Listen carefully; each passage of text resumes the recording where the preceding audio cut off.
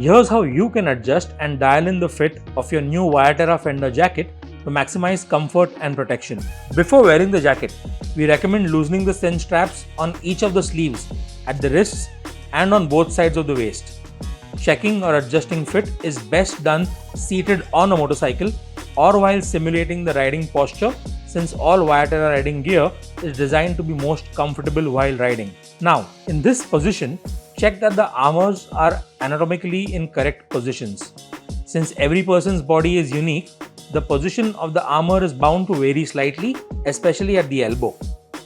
To achieve the best fit, use the cinch straps on the forearm of each sleeve to bring the armor closer to your body.